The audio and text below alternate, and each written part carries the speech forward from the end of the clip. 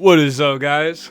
It's your host J Wave, and once again we are finally back in the Wave Room. Now, I know you read the title of this video. You already know this is going to be my review and reaction of Squid Game. But before we get to that, real quick, let's just address something. It's been a while since I made a YouTube video. I'm sure you guys have been wondering what's been up with me, where I've been, what I've been doing. And just in the past couple of months, I've gone through a lot of changes in my life. Got a dog, been taking care of my dog, had multiple jobs. I went to New York for 3 months. In my time that I was off, in my time that I was out, traveling the world, exploring life, making new friends, learning all these new experiences, it brought me right back to here, into the Wave Room. And this is because there's nothing more than I love than to make content for you guys, because I know that you appreciate it and you're the guys that motivate me to keep going and keep doing this for you. So Wave Room is back, I'm back, and you guys could get used to seeing me because I'm not leaving again, all right? Just expect consistent uploads coming every single day, every single week. I made the TikTok now too, so I'll be doing some shorter videos on there, and then I'll still have the full-length reviews and reactions on this channel right here. So now that we got all that out of the way, let's talk about what I came here to talk about today. All right, I'm sure you've all heard of it. I'm sure you've all seen it. I'm sure you've seen the memes. I'm sure you've seen everything. It's the fucking phenomenon. We're talking about the Squid Game. I decided to check out this show like many others did, and I gotta say, what a ride. This was one of the best shows that I've seen this year. Shit, one of the best shows I've ever seen on Netflix. Let's get into it.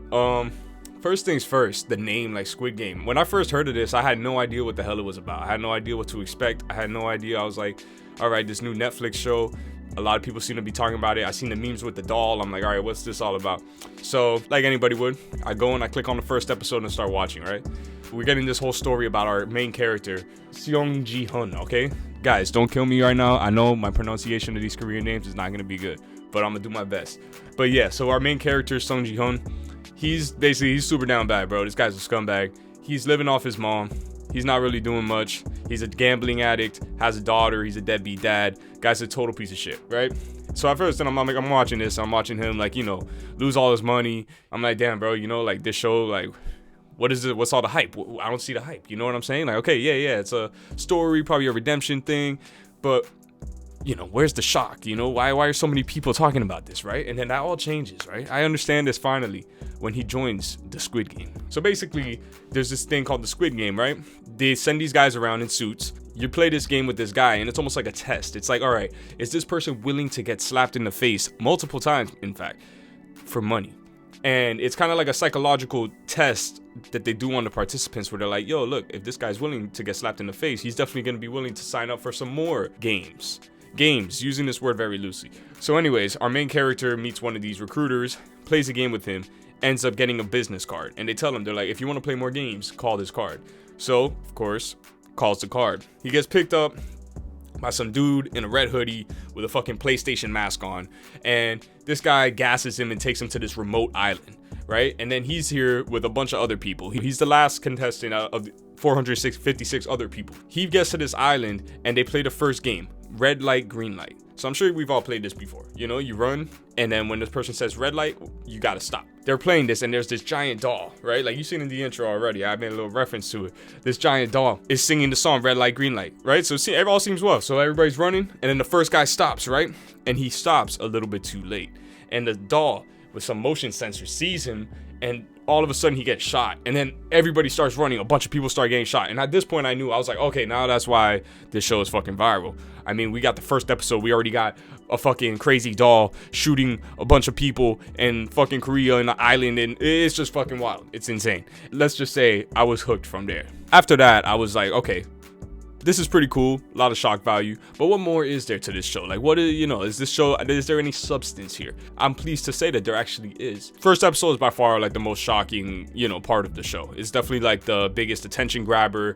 It's definitely like, you know, like a viral worthy moment, you know what I'm saying? But then after that is when we actually get into the real story of the show and what it's about and the themes. One theme that I really took away from the show is like, you know, what is a human's life worth? You know what I'm saying? Because that's a big thing. Every time someone dies in the show, they drop the money into the giant piggy bank for all the other contestants to see what they could be winning if they survive the Squid Games. Basically, you know, I like that premise of the show, that it's basically like, yo, what is a human life worth? You know what I'm saying? Like, every time one of these people dies, you just see $100,000 drop in and everybody else is cool with that. But it's like, you know, like, there's a lot more to life than money. And this is something that comes around at the end of the show too, which I'll be talking about in a little bit. Spoiler warning right now if you haven't seen season 1 of Squid Games. So we go on to the second episode where we find out that, you know, you could actually vote to end the game. And this actually happens in this episode. Basically, the majority of the contestants vote to end the game and they all just go home. And at this point, I was watching the show and I'm like, damn, like, okay, is that easy? Like, why, you know, I would never go back to that shit. You know what I'm saying? I'm not going back to the fucking Squid Games, getting shot by a crazy ass doll and shit. I'm not. Basically, everybody goes back to their lives just to realize that, hey, you know, there's a reason why we wanted to win this money in the first place. We're all broke. Everybody got problems. We got this one guy. All right, fuck his name. Dude with the face tat. You know what I'm talking about, the gangster guy. Like, we see him. He's getting chased by freaking debt collectors and stuff. You know, we have the girl. She has like a lot of problems too. She's in debt because she's trying to take care of her little brother. And she's trying to get her mom from North Korea. And we got the other guy. What's his name with the glasses?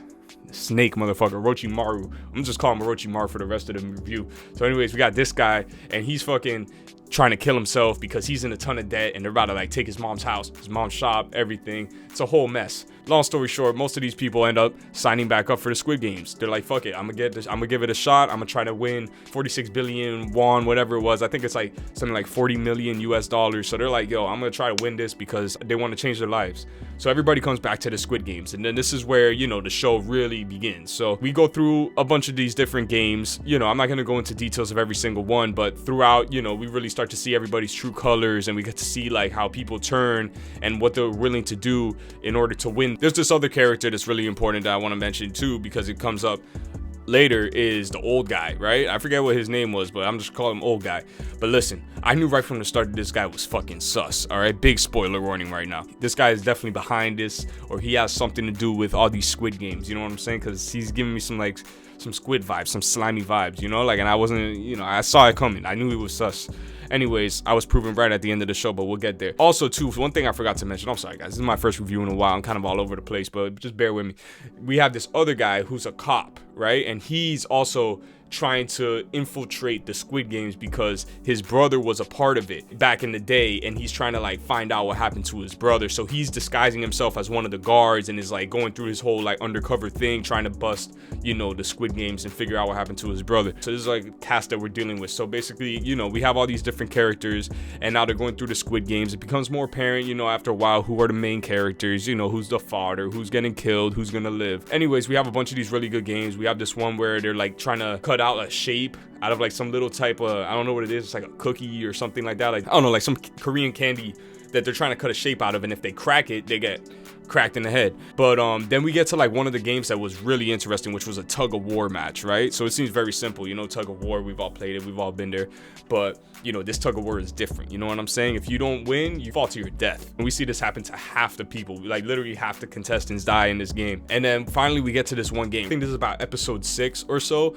and if you guys seen the show, you already know what episode I'm talking about. I'm talking about the marbles, right? And you probably thinking right now, like, what the fuck, marbles? Like, what the hell does marbles got to do with anything? Look, this was probably the most emotional moment of the entire series right here. Okay, so basically up until this point, you know, everybody's kind of getting in their cliques, everybody's getting in their little alliances, and they're trying to, you know, figure out how they could survive these games. They tell them that, hey, look, for this next game, you have to pair up with somebody. We're gonna do this in groups of pairs, right? So in the last game, there was tug of war. So people got into a group of 10 and your group was your teammates. You know what I'm saying? They're there to help you, right? Well, everybody thinks, oh yeah, okay, let me pair up with someone that I'm very close with, you know, someone that's gonna help me get through this game. Little do they know that they have to essentially kill their partner. This is where the shit got real for me. Both contestants have to come up with a game to play with the marbles, and when you take all of your opponent's marbles, you live and they die. Yeah, so we have Sebyok and her friend. We have this other guy who's with his wife, and then you have this other, the gangster guy who's with one of his boys or whatever. Sebyok lives, of course, because she's like, you know, main character, but it's also very emotional, you know, when her friend dies, and her friend really doesn't put up a fight. She just knows like, hey, look, you have a brother, you have shit to live for. I already killed my entire family, you know, I have nothing to live for. So she just kind of gives up on the game and gets killed. Very emotional moment though. And we got Orochimaru and the dude from Pakistan. And this part, bro, this part was so fucked up, man. This is why I call this guy Orochimaru right here, because this man straight up snaked his boy. Ali and Orochimaru are playing the game, and Orochimaru is about to lose, right? He has one marble left, and if he loses that marble, it's wraps. You know what I'm saying? Like, he's about to get shot in the head. He's like, fuck, like, I'm dead. But this guy, motherfucking galaxy brain over here, he's like, yo, look, what if we take the marbles from someone else, and then we could both have 20 marbles? He's like, how about you go around and you try to find other people with their marbles, and then I'm gonna stay here with the guard. But anyways, our boy Ali, he doesn't fucking figure this out. He doesn't know he's getting finessed. Ali, like the kind guy that he is, decides that, hey, okay, fine, I'll go leave, find some more fucking marbles, right? And then anyways, he's like, wait, before you go, takes Ali's marbles and, without Ali noticing, switches them with a bag of rocks and then gives it back to him, and he's like, here, makes like a necklace or something. He's like, look, so you don't lose your marbles, right? Anyways, Ali dips and he turns right around, goes to the guard, and he's like, hey, look, bro, I got the marbles. And then, like, that's it, he's clear. Ali comes back a couple, you know, minutes later or whatever, after looking around, and he realizes that he got finessed, and our boy gets shot in the head. And that was one of the most fucked up parts of this entire show. And that's when I knew that Orochimaru was a savage, bro. I knew that this guy was going to the finals. Like, right here in this moment, I was like, all right, bro, this guy, you know, he's ruthless. You know what I mean? He got what it takes to win these Squid Games. But will he win these Squid Games? You know what I'm saying? We don't know yet. After that, also too, a really important scene is the part with the old guy and our main protagonist, right? And this part was also really emotional, you know, because he's kind of taking advantage of the fact that the old guy has dementia and that he's old, and then but basically he finesses all the guy's marbles. At the end, right before he actually loses the game, the old guy actually says like, hey bro, actually I knew what you were doing the entire time. Here's my last marble. Now you can feel like a piece of shit. And then like the guy's like, damn, like, you know what I'm saying? And then we see the camera pan away, out of frame, old guy gets shot, right? So me at this point in the show, I wanted to go back to what I was saying. I was like, yo, old guy was sus, right? I had a feeling, I'm like, yo, this guy's gonna do something. He is definitely behind these Squid Games in some way. But once he got shot, once he got killed in this scene, I was like, oh, okay, I guess that's it for him, right? I guess he's dead. You know what I'm saying? But they didn't show him get shot, right? So this is where I was still like a little bit in the back of my head. I was like, you know, he might come back. He might come back. I was right. But anyways, we'll get there when we get there. A bunch of people got fucking killed and shit. Super sad. You know what I mean? A lot of the main characters die and shit. And then now, you know, we got like still got a lot of people though. You know, we still got the gangster dude. He's still alive. We still got his like girlfriend who's mad annoying. I haven't brought her up yet, but she's a pain in the ass. I don't like her at all. We got our boy Orochimaru. We got our main protagonist. And then we also got Sabyok. So you know what I'm saying? We lit right now. This is where the show kind of like, you know, it adds another layer in there, because this is where the VIPs arrive, right? So back to our plot with our other guy, right? Our cop friend. So he's still like going through like this whole, you know, this whole place and stuff, and he's kind of like seeing everything, this and that, and he finds a file with his brother's face in it, right? But it's at this moment where the VIPs show up, right? So now the VIPs, this is where I started to get some heavy Illuminati, you know, Epstein vibes from this show. These masked men pull up to the island to watch the games live, right? And this is where I was like, oh shit, like damn, this is crazy. They're like betting on the who's gonna win and stuff, you know, treating like the humans as if they were, you know, race horses, you know, which is a cool reference. If you know, you know. But yeah, so like they're watching the Squid Games. Anyways, get back to the games. So now they have to play this game where they have to jump on glass panels, right? And it's like one glass is like tempered glass that, you know, you'll live. The other one will break and you'll fall through, right? And they're on like this huge platform and shit. Notable things that happen in this game, basically gangster dude and his girlfriend both like pull a Romeo and Juliet, take each other out. Pretty much every side character gets killed. Shout out to the dude that could actually like, you know, tell the glass, you know, he could see the glass and stuff. That guy was a real one, you know, like everybody would have died if it wasn't for him. But, you know, he gets to the last panel of glass and they shut off the lights, so he can't really do his little strategy no more. And Orochimaru straight up fucking yeets his ass into the freaking glass and just breaks it to get to the last panel to win the game. Basically, now it's like the final three. Sabyok, we got, what's his name? Song Ji-hoon and Orochimaru, right? So like these three are like, you know, they're the only ones left. We got our final three contestants, and then now we come back to the cop guy. So he already, you know, like he already found out like a whole bunch of shit. He kidnapped this one gay dude that was trying to like, I don't know, like get some head, and he makes him confess to like a bunch of shit on camera. And then he escapes the island and escapes to like some other island, right? And then it's at this point where like, you know, the guy with the mask, right? I haven't really brought him up this whole review, but basically like the leader of the Squid Games or whatever you want to call it. I don't know, bro. Looks like a fucking Dr. Doom or something. You know what I'm saying? But this guy and a couple of his goons, they go and follow the cop, right? And they finally meet him at this island, right? And this is where a crazy reveal happens, right? So we find out that the guy with the mask that's been like basically orchestrating all these games the entire time is actually the dude's brother that he was looking for in the first place. So his brother is actually the one in charge of everything. So that was a fucking crazy thing. They don't really reveal much. I guess we're gonna learn in season 2, but definitely had me. That was definitely one of the most surprising reveals of the entire show right there. They kind of like shoot each other. You know, the cop falls off the cliff, you know what I mean? And we find out that it's his brother. So, you know, crazy reveal there. Unfortunately, I think he died. I don't think he actually sent the stuff. So we'll see what happens in season 2.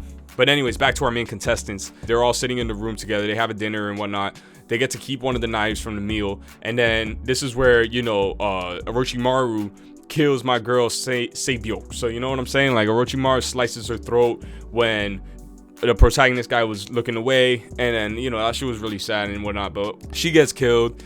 Before she dies, you know, she obviously tells Sang Ji-hoon, she's like, yo, like, you know, like, take care of my brother if I die or whatever. She already knew she was gonna die. She got like stabbed with a piece of glass and shit. Last 2 contestants, it's Orochimaru and our boy. And then anyways, they fight each other in a Squid Game to the death. Ji-hun is whooping Orochimaru's ass, right? Orochimaru's about to die, and then Ji-hun's about to walk into the circle to finish the game, right? And then Ji-hun will get killed, or then Orochimaru will get killed. But he goes back and he's like, hey, look, bro, me and you, we could vote right now and we could end this whole game. We could both live. Even though he's literally one step away from winning $46 million, right? Like, why would you do that? But whatever. But Orochimaru was like, nah, you know what, man? Like, you get the money, right? So he stabs himself in the neck, kills himself. Sung Ji-hoon wins the Squid Game. But now, this is where the crazy reveals happen, right? So he gets his prize money. He goes back home, finds out his mom's dead. It's a very tragic scene, but, you know, it's not really the most important thing I want to talk about here. What I want to talk about is my boy, the old guy. He's still alive. And he calls this man Sung Ji-hoon to come over to his crib, and then Sung Ji-hoon gets there and sees him laying in his hospital bed, and that's where he basically like he drops all the bombs. He's like, yo, look, bro, I'm the one that created these games. I did it because I was rich and I was bored. I wanted to feel alive again and this and that, and basically reveals that he's the one that created the whole games, bro. So I knew from the start. I was like, yo, this guy's definitely up to something. It turns out, yes, I was correct. He is the one that created the entire Squid Games. He dies, and then that leaves our main character with the mission of like, okay, well, who else is involved? He's trying to like, you know, figure out what he's gonna do to defeat, you know, like whatever, to bring down the power, bring down the squids. He does end up, you know, finding the girl's brother and leaves the brother with the other guy's mom, and then, you know, like gives them a bunch of money so they're taken care of. My personal opinions, yo, this show is fucking awesome. All right, this is one of the best Netflix shows of the year. If you haven't seen it already, definitely go see it. If you haven't seen it already, actually, you shouldn't even be watching this review because I just spoiled everything. But you know what? Just forget everything I said. Go and watch Squid Games. It's fucking awesome. I really enjoyed it. If I had to give it a rating out of 10, you know, I would definitely give this a solid 8 out of 10. You know what I'm saying? Like, it's a very, very good show. A couple flaws, you know, like maybe like, I don't know, like some of the stuff could have been explained a little better in the end. Like some of the characters lack a little depth. I feel like, you know, like the plot armor is definitely a little too strong for some of the main characters, but you know, that's all just me nitpicking. Definitely a super solid show, super entertaining, really good actors. Cinematography is great too. I wanted to talk about like all like the sets and all these, like all the lights and everything, like super sick. Like you know, every set in the show looked great. The costumes were great. I really like a lot of the outfits that the characters wear, especially like the workers with the PlayStation mask, and then we got the dude, the front man, who has the Dr. Doom mask. Like that guy was super cool. I could definitely see them, like, you know, a lot of people doing Squid Game costumes this Halloween and stuff. Like I definitely see it coming. But yeah, like really good show, really solid show. And you know, I haven't really watched too much Korean TV and movies. I have seen Parasite, and I've seen Squid Games. I've seen a couple other movies here and there. But you know, like I really do like it. You know, it's kind of cool to see films that are made from, you know, other countries and stuff. And you know, me being from America, I'm very used to like the Hollywood and like all the cliches that come with it. But definitely, like, I thought that the show was very interesting. I thought that it had like a lot of good themes, a lot of good cinematography and all that. And yeah, it was just all around a great viewing experience, very entertaining. I would recommend it to everyone to watch this show, unless you don't like a lot of gore and violence. But if you don't mind that shit like me, definitely check out Squid Games. You're gonna love it. That's pretty much my review, guys. I'm glad that if you enjoyed. If you did, you know, subscribe, smash that like button. And guess what? I'm back. You know what I'm saying? Me, J-Wave, I'm back. You already know. Wave Room. We're going to be back here uploading every single week. So stay tuned, you know, subscribe to the channel if you want to see more of my videos. I'm going to be doing more TV reviews. I'm going to be doing more movie reviews. I'm going to be doing music, anime, manga, whatever the fuck, whatever I feel like reviewing. You know what I'm saying? This is my room. This is the Wave Room, and I'm going to just share it with you guys. So if you enjoyed, like I said, subscribe, smash the like button, and until next time, peace.